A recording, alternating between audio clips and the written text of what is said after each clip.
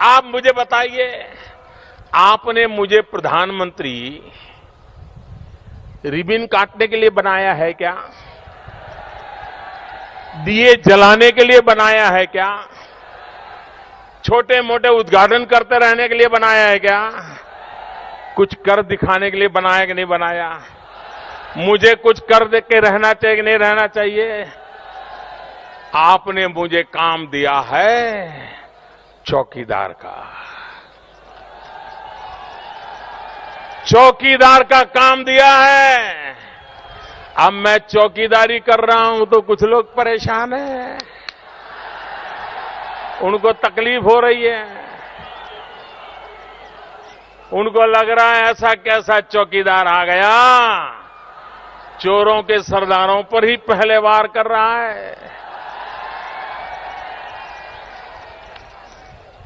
भाइयों बहनों, देश को काले धन ने भी बर्बाद किया है, देश को काले मन ने भी बर्बाद कर दिया है। काला मन भी जाना चाहिए, काला धन भी जाना चाहिए। आप मुझे बताइए भाइयों, भ्रष्टाचार के खिलाफ लड़ाई लड़नी चाहिए कि नहीं लड़नी चाहिए? पूरी ताकत से बताइए, भ्रष्टाचार के खिलाफ लड़ाई लड़नी चाहिए कि नहीं लड़नी चाहिए? भ्रष्टाचार को खत्म करना चाहिए कि नहीं करना चाहिए? अरे जी जान से लड़ना चाहिए कि नहीं लड़ना चाहिए? भाइयों बहनों, मैंने ये लड़ाई को छेड़ लिया है। आपके आशीर्वाद है? दोनों हाथ ऊपर करके बताइए, आपके आशीर्वाद है? पूरी ताकत से बताइए, आपके आशीर्वाद है? मैं आज देवभूमि का आभारी हूं भाइयों। भाइयों बहनों,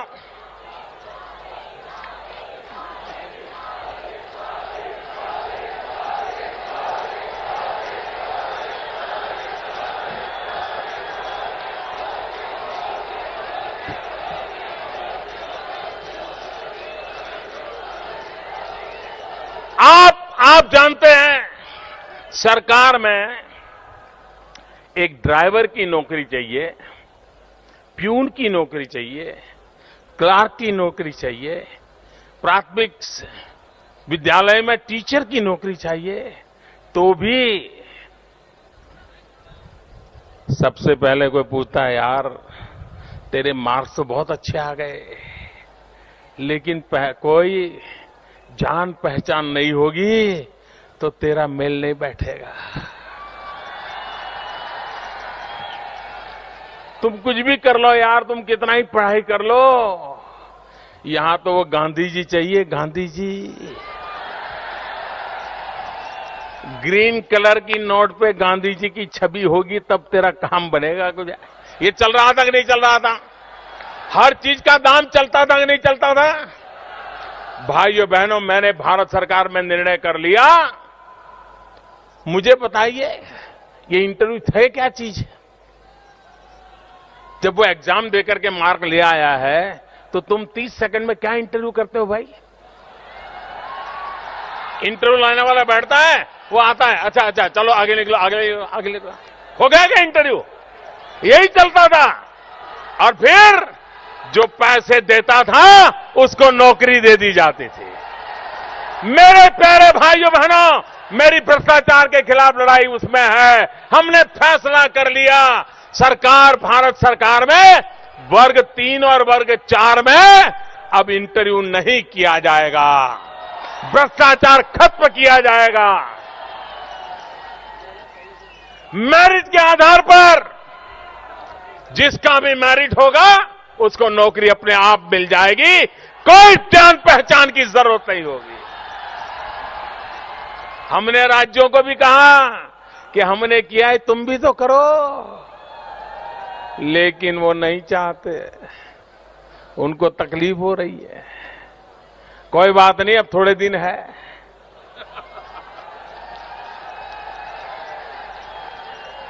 जैसे ही उत्तराखंड में भारतीय जनता पार्टी की सरकार बनेगी, ये काम उत्तराखंड में भी हो जाएगा।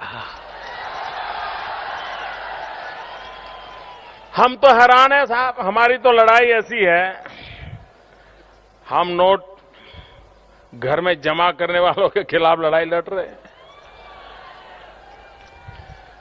नोटे कपबोर्ड में भर भर करके बैठे थे, बिस्तर के नीचे रखते थे, उस पर सोते थे। बताओ, ये पैसा गरीब का है कि नहीं है? ये गरीब का पैसा लूटा गया कि नहीं लूटा गया? ये पैसा देश के खजाने में वापस आना चाहिए कि नहीं आना चाहिए? और इसलिए भाइयों बहनों, 1000 और 500 का नोट बंद करके अच्छे अच्छों के कपबोर्ड खोल दिए हमने। लेकिन बेईमानों की आदत जाती नहीं। उनके ब्लड में ही बेईमानी घुस गई है। तो उन्होंने क्या सोचा, अच्छा मोदी ने 1000 और 500 की नोटें बंद कर दी, अब मोदी को हम दिखाते हैं। पिछले रास्ते से नोट बदलने में लग गए। उनको लगता था मोदी को दिखता नहीं है। लेकिन भाइयों बहनों, उन बेईमानों को पता नहीं था कि हमें पूरी जानकारी है कि बेईमान क्या करेंगे। और आज रोज पकड़े जा रहे हैं कि नहीं पकड़े जा रहे? नोटों के ढेर, सोने के ढेर आ रहे हैं कि नहीं आ रहे हैं? सबका पसीना छूट रहा है। भाइयों बहनों, ये सफाई अभियान है, सफाई अभियान। और देशवासियों ने मुझे मदद की है, इसलिए मैं लड़ाई लड़ पा रहा हूं भाई। अगर देश की गरीब जनता का मुझे साथ न होता तो ये लोग पता नहीं मेरा क्या क्या कर देते जी। अभी भी इसी फिराक में है कि मौका मिल जाए तो टूट पड़ेंगे मोदी के ऊपर। लेकिन उनको पता नहीं है 125 करोड़ देशवासियों का रक्षा कवच करके बैठा हुआ हूं। जब तक 125 करोड़ देशवासियों का रक्षा कवच है, देश को लूटने वाले हम पर उंगली नहीं उठा पाएंगे, उंगली नहीं उठा पाएंगे।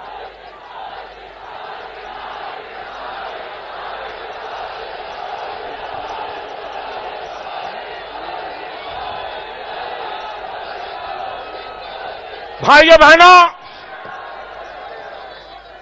इंसान पैसे खाता है, ये तो हमने सुना था।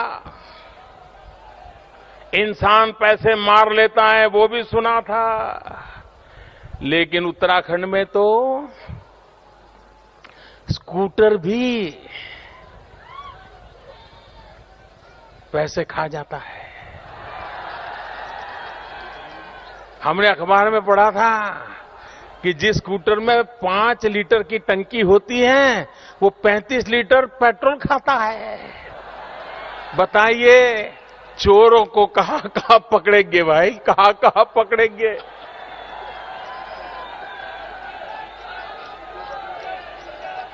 इंसान तो चोरी करता था, उत्तराखंड में स्कूटर भी चोरी कर रहा था सरकार की।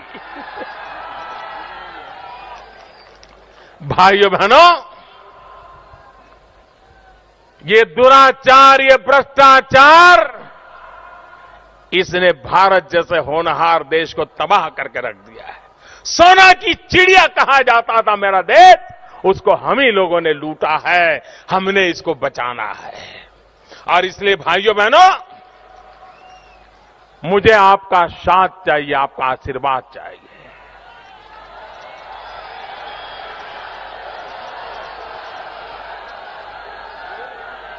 और मैंने आपको कहा था, मैं ये जानता हूं आपको काफी तकलीफ हुई है।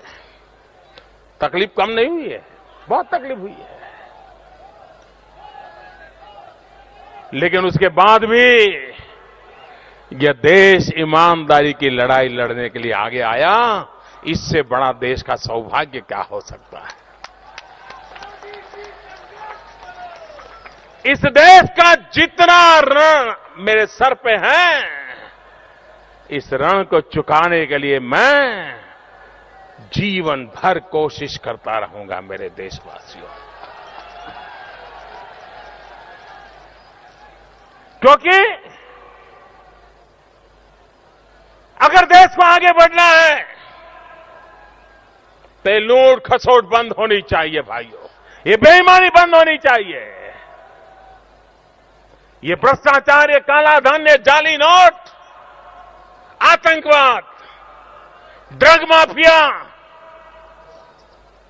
ये जाली नोट का खेल खेलते थे। 8 नवंबर रात को 8 बजे एक धमाक से जाली नोटों का खेल जीरो हो गया दोस्तों।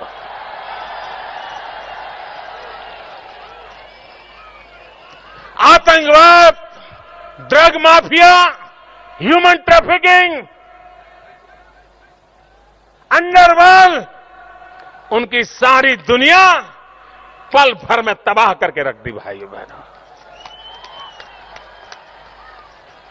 और ये सारे फैसले देश के हित के लिए किए हैं, देश का उज्जवल भविष्य बनाने के लिए किए हैं।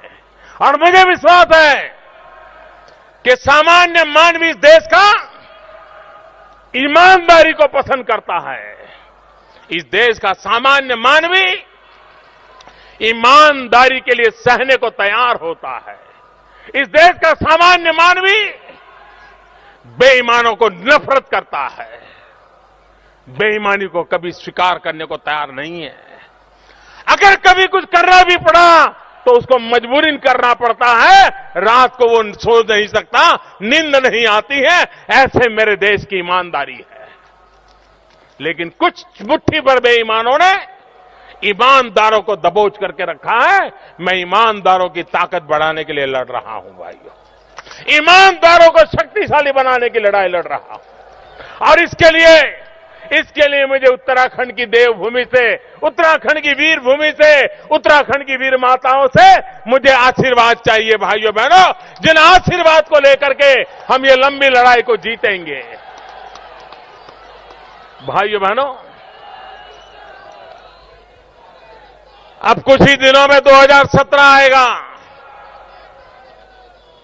अटल बिहारी वाजपेयी जी ने हमें उत्तराखंड दिया। हम वाजपेयी जी के जितना आभार व्यक्त करें उतना कम है। लेकिन भाइयों बहनों, उत्तम उत्तराखंड बनाना जिम्मेवारी हमारी है। और मेरे भाइयों बहनों,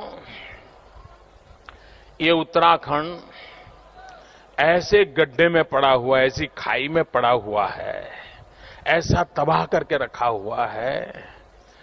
इसको बाहर निकालने के लिए 5-50 लोग धक्के मारेंगे तो बाहर निकलेगा, ऐसा नहीं है जी। इतना बर्बाद करके रखा है। ट्रैक्टर लगा दोगे तो भी नहीं होगा जी। इस उत्तराखंड को इन मुसीबतों से बाहर निकालना है तो डबल इंजन की जरूरत है, डबल इंजन की। एक इंजन दिल्ली का और दूसरा इंजन देहरादून का। अब दिल्ली में तो आपने इंजन बना दिया है, देहरादून में आप बीजेपी का इंजन लगा दीजिए। आप देखिए, देखते ही देखते दोनों इंजन लग जाएंगे, दिल्ली वाला, देहरादून वाला, दोनों इंजन लग जाएंगे।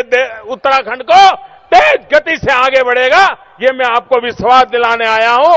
मैं फिर एक बार यहां के सभी महानुभावों का इतने बड़े विशाल समारोह के लिए आप सबका भी हृदय से अभिनंदन करता हूं। दोनों मुट्ठी बंद करके पूरी ताकत से मेरे साथ बोलिए, भारत माता की।